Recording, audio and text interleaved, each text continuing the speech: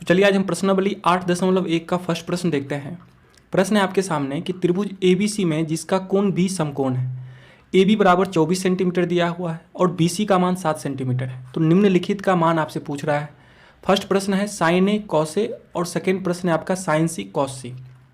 ठीक है, तो सबसे पहले आप समझिए जो फिगर आपको दिया गया है इसमें AB है आपको 24 सेंटीमीटर, BC दिया गया है आपको 7 सेंटीमीटर, AC का मान आपको निकालना है। ठीक है, तो AC क्या है, तो AC आपका कर्ण का काम कर रहा है। ठीक है, समकोण त्रिभुज में AC क्या है, ये कर्ण है। और कर्ण कहते किसको है, कर्ण की पहचान क्या होती है, कर्ण होती है कि समकोण के सामने की भुजा, समकोण के सामने की भुजा को क्या कहते हैं, समकोण के सामने या सम्मुख भुजा, समकोण के सम्मुख भुजा को कर्ण कहा जाता है। ठीक है, कर्ण कहा जाता है। तो यहाँ से देखिए कर्ण का मान आपको निकालना पड़ेगा। तो कर्ण बराबर क्या होता है, पाइथागोरस प्रमेय से आप पढ़े होंगे, पाइथागोरस प्रमेय से क्या होता है, कर्ण स्क्वायर बराबर लंब स्क्वायर प्लस आधार स्क्वायर। ठीक है, तो कर्ण बराबर क्या हो जाएगा आपका रूट अंडर लंब स्क्वायर प्लस आधार स्क्वायर। तो यहाँ से देखिए लंब का मान है आपका 24, 24 का स्क्वायर प्लस आधार है आपका 7, 7 का स्क्वायर। तो 24 का स्क्वायर कितना हो जाएगा 576 और 7 का स्क्वायर 49, जोड़ने पे कितना आएगा 625 और 625 का वर्गमूल क्या हो जाएगा आपका 25 और सेंटीमीटर में तो सेंटीमीटर दे दीजिए। ठीक है, तो AC का मान कितना निकल के आ गया आपका 25 सेंटीमीटर। ठीक है, यानी जो आपका कर्ण निकल के आया, कर्ण निकल गया आपका 25 सेंटीमीटर। ठीक है, कर्ण कभी बदलता नहीं है, लेकिन लंब और आधार का मान एंगल पे बदलते रहते हैं। ठीक है, तो अब देखिए साइन A जो त्रिकोणमितीय अनुपात है ये किसका किसका अनुपात होता है। ठीक है, समकोण त्रिभुज में किन दो भुजाओं का अनुपात साइन होता है। तो आप जानते हैं कि साइन का फॉर्मूला, साइन का जो अनुपात होता है हम लोग पढ़े हैं कि साइन थीटा बराबर क्या होता है, लंब बटे कर्ण, लंब और कर्ण का अनुपात होता है, और कॉस जो होता है आधार और कर्ण का अनुपात होता है। ठीक है, तो साइन A बराबर लिखेंगे P/H और कॉस A B/H। ठीक है, तो साइन A के लिए लंब का काम क्या कर रहा है, देखिए A के लिए लंब क्या होगा, तो आपको हम पहले वाले वीडियो में बता चुके हैं। लंब जो होता है जिस न्यून कोण के बारे में आपको कहा जाए उसके जस्ट सामने की भुजा। ठीक है, लंब दिए गए न्यून कोण के सामने की भुजा, दिए गए न्यून कोण के सामने की भुजा लंब कहलाती है। तो A के सम्मुख भुजा क्या हो जाएगी आपकी BC। तो कोण A के लिए लंब का काम क्या कर रहा है, BC कर रहा है। अगर हम कोण C के लिए आपसे पूछे तो कोण C के लिए लंब का काम क्या करेगा, तो इसके जस्ट सम्मुख भुजा, तो सम्मुख भुजा है आपका AB, तो कोण C के लिए AB जो है लंब का काम करेगा। ठीक है, तो यहाँ पे देखिए इसका P जो होगा क्या होगा, कोण A के लिए लंब का काम कर रहा है आपका BC बटे कर्ण H तो हमेशा फिक्स रहता है, कर्ण है आपका AC। इसी प्रकार से कॉस A बराबर होता है B/H यानी आधार बटे कर्ण। तो A के लिए आधार क्या होगा, ठीक है, तो लंब का तो आप समझ गए कि दिए गए न्यून कोण के सामने की भुजा, और आधार क्या होता है, आधार जो होता है दिए गए न्यून कोण के बगल की भुजा या निकटतम भुजा, निकट की भुजा। तो देखिए A के निकट की भुजा क्या होगी, AB होगी, और एक है AC, तो AC तो नहीं होगी, AC कर्ण है तो कर्ण तो हो नहीं सकती, तो AB। ठीक है, तो आधार के लिए क्या करते हैं हम लोग, बगल की भुजा को लेते हैं। ठीक है, लंब के लिए सम्मुख भुजा और आधार के लिए बगल की भुजा या निकट की भुजा। तो कोण A के लिए बेस का काम क्या करेगा AB, और कर्ण तो फिक्स है AC। अब इसका मान आप ज्ञात कर चुके हैं। अब देखिए इसमें मान पुट कर दीजिए BC का मान है 7 बटे AC का मान है 25, AB का मान आपको दिया हुआ है 24, AC का मान है आपका 25। ठीक है, तो यही इसका आंसर बनेगा 7/25 कोमा 24/25। ठीक है, इसका जो सेकेंड प्रश्न है आप इसे बनाने का प्रयास करें, साइन C कॉस C। ठीक है, क्या है साइन C कॉस C। सबसे पहले फिगर हम बना लेते हैं। देखिए फिगर इस तरफ बनाइए आप, फिगर में ऊपर है आपका ABC, इसका मान आपको 24 सेंटीमीटर दिया हुआ है, कोण B समकोण है, BC है 7 सेंटीमीटर और AC निकल के आया है 25 सेंटीमीटर। अब देखिए साइन सी, साइन किसका अनुपात होता है? लंब और कर्ण का, लंब बटे कर्ण होता है। और कॉस होता है आधार और कर्ण का, आधार बटे कर्ण, यही तो देखिए साइन सी, सी के लिए लंब का काम क्या करेगा? ठीक है, सी के लिए लंब क्या होगा? जरा सोचिए, लंब किसको बोलते हैं? जिस न्यून कोण के बारे में कहा जाए ना, उसके जस्ट सामने की भुजा। ठीक है, सी के लिए लंब क्या हो जाएगा आपका? ए बी, और कर्ण इसका फिक्स है ए सी। कॉस सी, कॉस का होता है आधार बटे कर्ण, तो सी के लिए आधार क्या होगा आपका? बी सी, निकटतम भुजा, बी सी बटे कर्ण है आपका ए सी। ठीक है, अब कुछ नहीं करना है, इसमें मान पुट कर दीजिए। ए बी का मान है 24 बटे ए सी का मान है 25। फिर देखिए बी सी है आपका 7 बटे ए सी का मान है 25। ये इसका राइट आंसर होगा। ठीक है, तो सबसे पहले आपको कर्ण, लंब और आधार के बारे में जानकारी होनी चाहिए। ठीक है, एक बार फिर से हम समझा दे रहे हैं। मान लो ये थीटा कोण है, एक अलग से हम ट्रायंगल बना के आपको समझा रहे हैं। ठीक है, देखिए ये 90 डिग्री है, और इसके जो दो न्यून कोण हैं, एक थीटा है और एक आपका अल्फा है। ठीक है, तो इसमें मान लो ये ए बी सी त्रिभुज है। कर्ण क्या होगा? ठीक है, तो कर्ण होता है समकोण के सामने की भुजा। ठीक है, समकोण के सामने की भुजा, समकोण के सामने की भुजा। आपको जैसा भी, जैसे मान लीजिए ये आपको एक तरह से फिगर दिया हुआ है इस टाइप का। ठीक है, यहाँ पे समकोण बन रहा है, मान लो ए बी सी है, ये समकोण बन रहा है कोण ए। ठीक है, मान लेते ये समकोण बन रहा है। तो इसमें अगर हम पूछे कर्ण क्या होगा, तो आप कहिएगा समकोण के जस्ट सामने की भुजा। तो सामने की भुजा क्या है आपका? बी सी, ये इसका कर्ण हो जाएगा। तो कर्ण के लिए आपको कुछ नहीं करना है, आप देखिए कि कौन सा एंगल 90 डिग्री का बन रहा है, उसके जस्ट सामने की जो भुजा होगी वही आपकी कर्ण होगी। ठीक है, लंब और आधार ये चेंज होते रहता है। ठीक है, लंब और आधार चेंज होता है। लंब और आधार न्यून कोण पे डिपेंड करता है। जैसे देखिए इसमें थीटा और अल्फा क्या है? न्यून कोण है, न्यून कोण है। ठीक है, तो ए सी तो कर्ण आ गया, कर्ण दोनों न्यून कोण के लिए सेम ही होगा, थीटा के लिए भी अल्फा के लिए भी, लेकिन लंब चेंज होते रहेगा। ठीक है, अगर लंब की बात करें तो लंब होता है दिए गए न्यून कोण के सामने की भुजा, दिए गए न्यून कोण के सामने की भुजा, सामने की भुजा। तो यहाँ पे देखिए अल्फा के लिए अगर हम लंब पूछे आपसे, तो अल्फा के जस्ट सामने की भुजा क्या है? A B. अल्फा के जस्ट सामने की भुजा क्या है? A B. तो ए बी लंब का काम करेगा किस एंगल के लिए? अल्फा के लिए। इसी प्रकार से अगर हम थीटा के लिए लंब आपसे पूछे, तो थीटा के लिए लंब क्या हो जाएगा? B C. थीटा के जस्ट सामने की भुजा है बी सी, तो बी सी लंब का काम करेगा किसके लिए? थीटा के लिए। ठीक है, इसी प्रकार से अगर हम आधार के बारे में जाने, तो आधार होता है दिए गए न्यून कोण के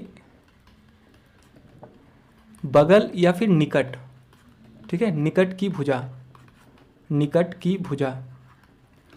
अब देखिए अगर हम अल्फा के लिए आपसे आधार पूछे कि अल्फा के लिए आधार क्या होगा, तो अल्फा का निकटतम भुजा क्या है? इस कोण के लिए निकटतम भुजा तो एक तो ए सी है और एक है आपका बी सी। तो ए सी तो कभी नहीं होगा, ए सी कर्ण है, तो इससे निकट आपका आ रहा है बी सी। तो बी सी आधार का काम करेगा किसके लिए? अल्फा के लिए। अगर हम थीटा के लिए पूछे आधार का काम क्या करेगा, तो इस थीटा के लिए दो निकटतम भुजा है थीटा का, एक ए सी है और एक ए बी है। तो ए सी तो आपका कर्ण हो गया, तो जो ए बी बच गया यही आधार का काम करेगा किसके लिए? थीटा के लिए। ठीक है, तो इस प्रकार से आप सबसे पहले इस एक्सरसाइज को कंप्लीट करने के लिए आपको लंब, आधार और कर्ण का कॉन्सेप्ट मालूम होना चाहिए। ठीक है, तभी आप इसको इजीली सॉल्व कर सकते हैं। इसमें जितने भी प्रश्न हैं इस एक्सरसाइज में, उन सारे प्रश्न को आप आराम से बना सकते हैं जब आपको कर्ण, लंब और आधार का कॉन्सेप्ट मालूम पड़ जाए तो। ठीक है, चलिए अब हम इसका सेकेंड प्रश्न देखते हैं। देखिए सेकेंड प्रश्न क्या है? प्रश्न है कि दी गई आकृति में tan p minus cot R का मान ज्ञात कीजिए। ठीक है, आकृति आपके सामने है, इसमें देखिए tan p और कॉट आर का मान पूछ रहा है। किसका मान पूछ रहा है? tan p minus cot R बराबर वाट। ठीक है, और इसमें आपको दे क्या क्या रखा है? देखिए ये आपको कर्ण का मान मालूम है 13 और एक भुजा है 12 और क्यू आर आपसे पूछ रहा है। ठीक है, पहले क्यू आर निकालें। तो हम लोग पाइथागोरस प्रमेय में जानते हैं, पाइथागोरस प्रमेय से समकोण त्रिभुज में सबसे बड़ी भुजा का जो वर्ग होता है, सबसे बड़ी भुजा आपका कर्ण होता है, तो सबसे बड़ी भुजा का वर्ग अन्य दो छोटी भुजाओं के वर्गों के योग के बराबर होता है। यही तो है पाइथागोरस प्रमेय। पाइथागोरस प्रमेय क्या है कि किसी समकोण त्रिभुज में सबसे बड़ी भुजा का वर्ग अन्य दो छोटी भुजाओं के वर्गों के योग के बराबर होता है। तो यहाँ से आप क्या करें, क्यू आर का मान निकाल लें। देखिए पी आर का मान आपको 13 दिया हुआ है, तो लिखेंगे 13 का स्क्वायर बराबर पी क्यू का मान है 12, तो 12 का स्क्वायर प्लस क्यू आर का मान मालूम करना है, क्यू आर का स्क्वायर। तो 13 का स्क्वायर 169 बराबर 12 का स्क्वायर 144 प्लस क्यू आर का स्क्वायर।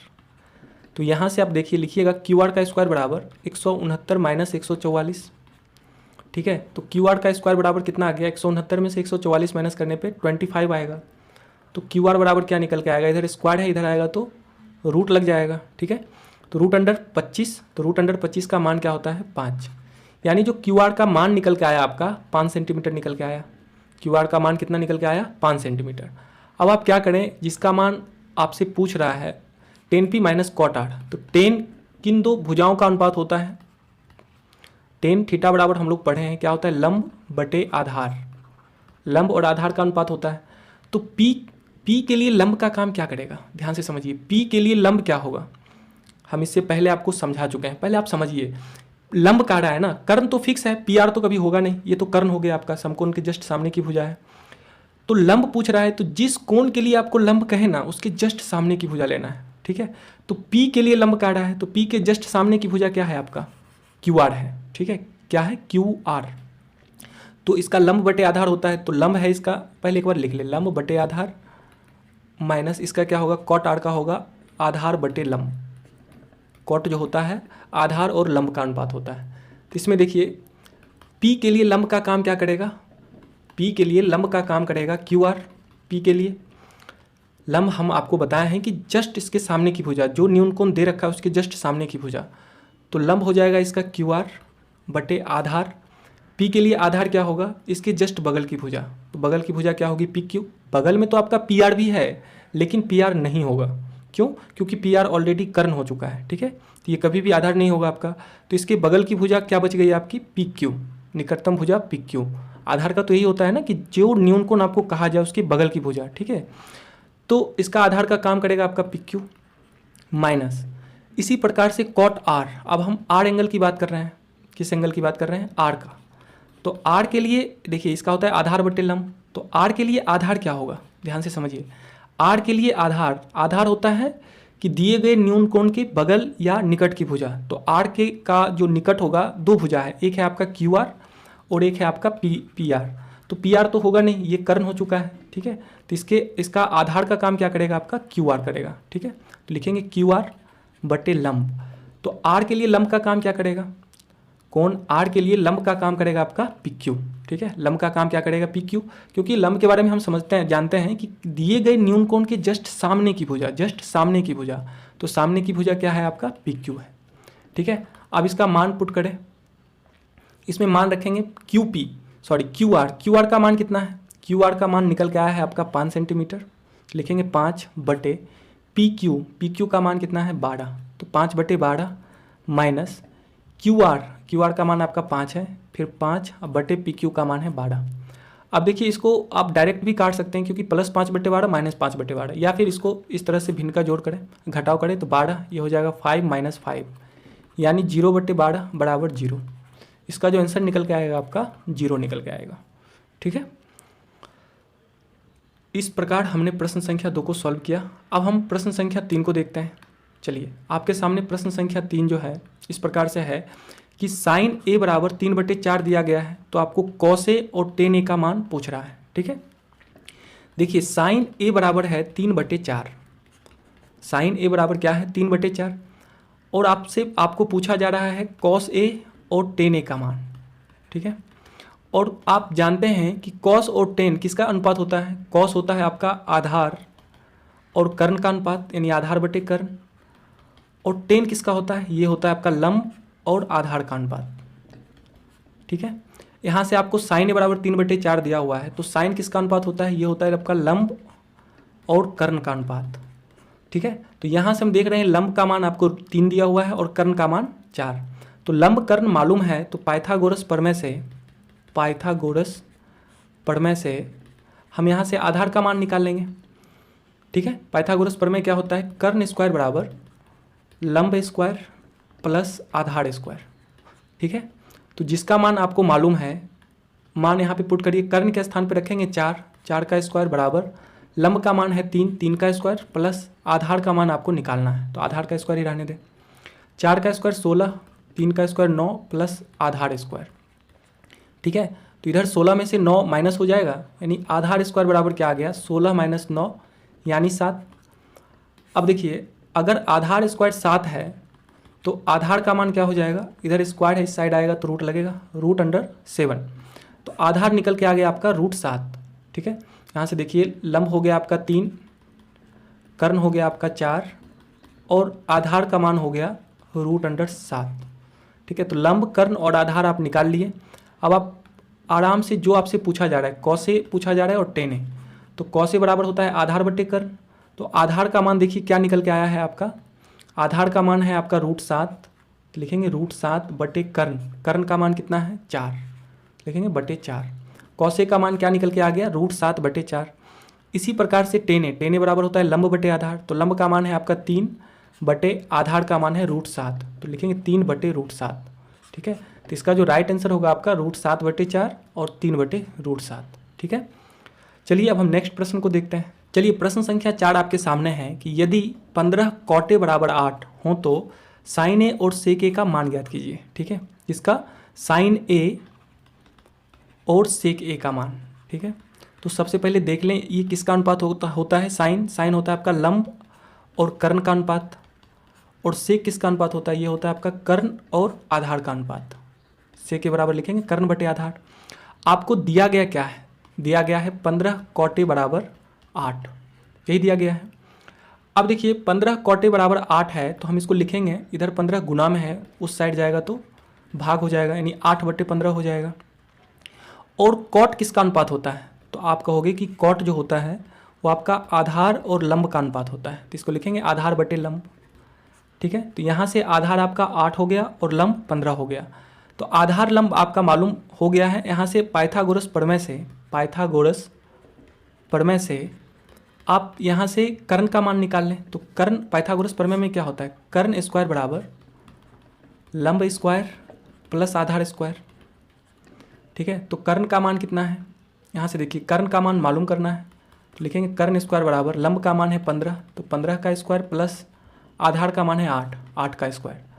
तो कर्ण स्क्वायर बराबर कितना निकल के आया, 15 का स्क्वायर 225, 8 का स्क्वायर 64, जोड़ने पे आएगा आपका 289। तो कर्ण स्क्वायर बराबर 289 है, तो कर्ण बराबर क्या हो जाएगा, इधर स्क्वायर है इस साइड आएगा तो रूट लगेगा, रूट अंडर 289, और 289 का वर्गमूल कितना होता है आपका 17। ठीक है, तो इस प्रकार से हम क्या देख रहे हैं, आपको आधार, लंब और कर्ण तीनों का मान मालूम हो गया है। आधार कितना है, आधार 8 है, लंब कितना है, लंब है आपका 15, और कर्ण का मान अभी जस्ट निकल के आया है 17, कर्ण बराबर है 17। देखिए आपसे साइन ए और सेक ए पूछ रहा है, तो साइन जो होता है लंब और कर्ण का अनुपात होता है, तो लंब का मान है 15 और कर्ण का मान है 17, तो साइन ए बराबर कितना आएगा 15 बटे 17। सेक ए बराबर होता है कर्ण बटे आधार, कर्ण और आधार का अनुपात है, तो कर्ण का मान निकल के आया है 17 और आधार का मान है 8, 17 बटे 8। इसका जो आंसर बनेगा आपका 15 बटे 17 और 17 बटे 8 बनेगा। ठीक है, चलिए अब हम प्रश्न संख्या 5 को देखते हैं। चलिए प्रश्न संख्या 5 आपके सामने इस प्रकार से है, सेम प्रश्न है सभी। ठीक है, सेक के बराबर 13 बटे 12 दिया गया है, तो अन्य सभी त्रिकोणमितीय अनुपात आपसे पूछ रहा है। तो अन्य सभी त्रिकोणमितीय अनुपात कहने का मतलब क्या है, देखिए टोटल कितने त्रिकोणमितीय अनुपात हैं, 6। ठीक है, टोटल कितने त्रिकोणमितीय अनुपात हैं 6, तो जिसमें आपको एक का मान दिया गया है, मतलब सेक ए बराबर 13 बटे 12 दिया गया है। तो अन्य मतलब बाकी जो बच गया है, तो बाकी इसमें क्या क्या बचा है, आपका साइन बचा है, साइन ए पूछ रहा है आपसे, फिर कॉस ए पूछ रहा है, फिर आपको टेन ए, फिर कॉसेक ए, सेक ए तो दिया गया ही है, और लास्ट में कॉट ए। इन पांचों त्रिकोणमितीय अनुपात का मान आपसे पूछा जा रहा है। ठीक है, इस टाइप के प्रश्न एग्जाम में कई बार आ चुके हैं, इसको VVI कर लें। ठीक है, अब देखिए इसमें हम सबसे पहले जानते हैं कि सेक ए किसका अनुपात होता है, तो आप कहोगे कर्ण और आधार का, नहीं कर्ण बटे आधार लिखेंगे। ठीक है, यहाँ से देखिए कर्ण हो गया आपका 13 और आधार हो गया 12, तो पाइथागोरस प्रमेय से, पाइथागोरस प्रमेय से हम किसका मान निकाल लेंगे, लंब का। ठीक है, तो पाइथागोरस प्रमेय क्या होता है, कर्ण स्क्वायर बराबर लंब स्क्वायर प्लस आधार स्क्वायर, ठीक है। तो कर्ण का मान इसमें कितना दिया गया है, कर्ण का मान आपको 13 दिया हुआ है, तो लिखेंगे 13 का स्क्वायर बराबर लंब का मान आपको निकालना है तो लंब स्क्वायर ही रहने दीजिए, प्लस आधार का मान है 12 तो लिखेंगे 12 का स्क्वायर। तो 13 का स्क्वायर 169 बराबर क्या हो जाएगा, लंब स्क्वायर प्लस 12 का स्क्वायर 144। इधर प्लस 144 है, इस साइड में आएगा तो क्या होगा माइनस 144, यानी लंब स्क्वायर बराबर क्या आ गया 169 माइनस 144। माइनस करने पे कितना आएगा 25। इधर स्क्वायर है, इस साइड में आएगा तो क्या हो जाएगा रूट लगेगा, रूट अंडर 25, इसका वर्गमूल कितना हो जाएगा आपका 5 हो जाएगा, ठीक है। तो लंब का मान इस प्रकार से कितना निकला 5 निकला। अब आपके पास कर्ण 13 दिया हुआ है, आधार 12 मालूम है और लंब का मान हमने निकाला है 5, ठीक है। कर्ण, आधार और लंब आपको मालूम हो गया है। अब जितने भी त्रिकोणमितीय अनुपात हैं उन सभी में आप कर्ण, आधार और लंब का मान पुट करके आप इसका आंसर दे सकते हैं। देखिए साइन ए, साइन किसका अनुपात होता है, लंब और कर्ण का, लिखेंगे लंब बटे कर्ण। तो लंब का मान कितना है 5 बटे कर्ण का मान है आपका 13, ठीक है। इस प्रकार से बाकी का आप खुद से प्रयास करिए देने का मान, ठीक है। कॉस होता है आधार और कर्ण का अनुपात, लिखेंगे आधार बटे कर्ण, ठीक है। तो आधार कितना है 12 बटे कर्ण है आपका 13। इसी प्रकार से टेन ए, टेन किसका अनुपात होता है, ये आपका लंब और आधार का अनुपात होता है, लंब बटे आधार। तो लंब का मान कितना है 5 बटे आधार का मान है 12। इसी प्रकार से अगर कौशिक का मान आप रखते हैं, कौशिक होता है कर्ण और लंब का अनुपात, तो कर्ण का मान है आपका 13 बटे आधार, लंब है आपका 5, 13 बटे 5 होगा। इसी प्रकार से कॉट ए, कॉट किसका अनुपात होता है, ये आपका आधार और लंब का अनुपात होता है। तो आधार का मान कितना है 12 बटे कर्ण का मान है आपका, सॉरी लंब का मान है 5, इसका होगा 12 बटे 5, ठीक है। तो इस प्रकार से हमने अन्य सभी त्रिकोणमितीय अनुपात का मान ज्ञात कर लिए, ठीक है। चलिए अब हम प्रश्न संख्या 6 को देखते हैं। चलिए प्रश्न संख्या 6 जो है काफ़ी इंपॉर्टेंट है, वेरी वेरी इंपॉर्टेंट। क्या है प्रश्न, पढ़िए।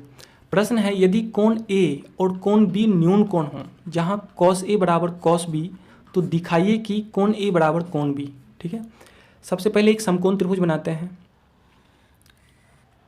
मान लीजिए ये एक समकोण त्रिभुज है ए, जिसमें ए और बी आपको कह रखा है न्यून कोण है, तो ए और बी न्यून कोण है, ठीक है।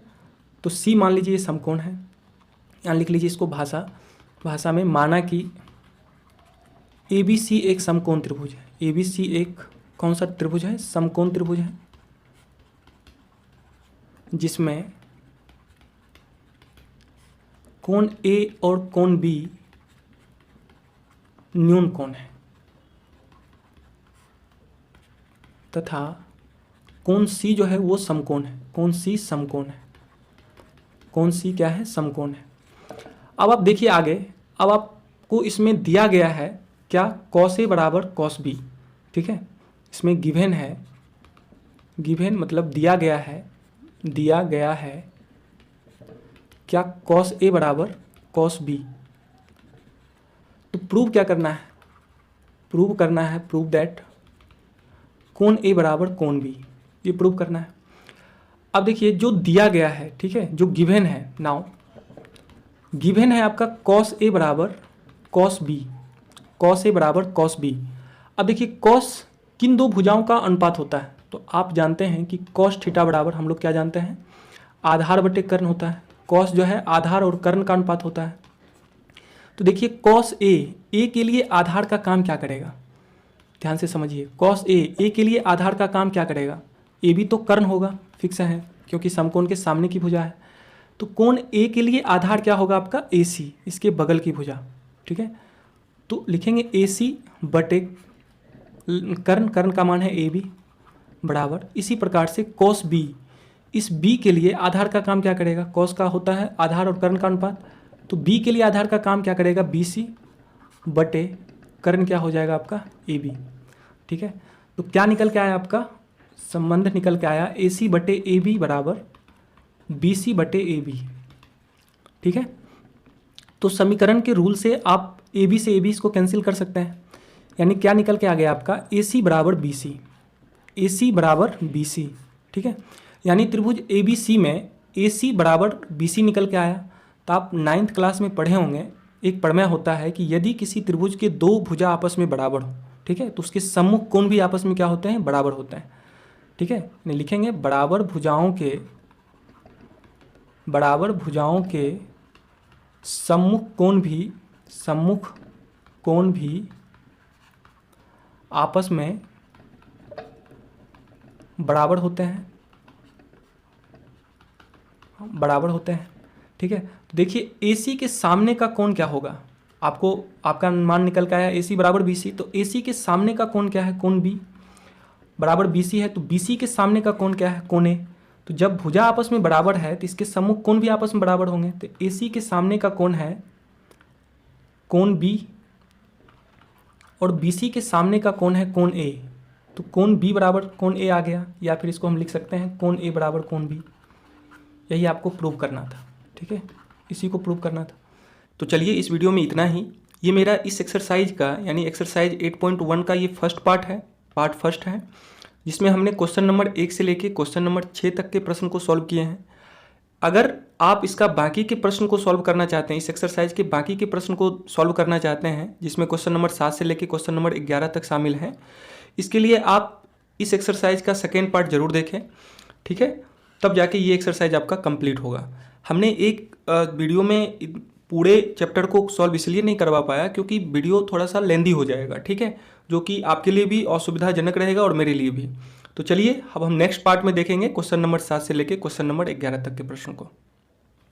तो उम्मीद करता हूँ आपको ये वीडियो पसंद आई होगी, तो प्लीज इसे लाइक कीजिए, अपने दोस्तों के साथ शेयर कीजिए, और अगर आप हमारे साथ जुड़ना चाहते हैं तो नीचे दिए गए रेड कलर के सब्सक्राइब बटन पर क्लिक करके हमारे चैनल को सब्सक्राइब कर लें, साथ में बेल आइकन को प्रेस करें ताकि मेरे हर नए वीडियो की नोटिफिकेशन आपको मिलती रहे। तो चलिए फिर मिलता हूँ अपनी नेक्स्ट वीडियो में, तब तक के लिए बाय बाय।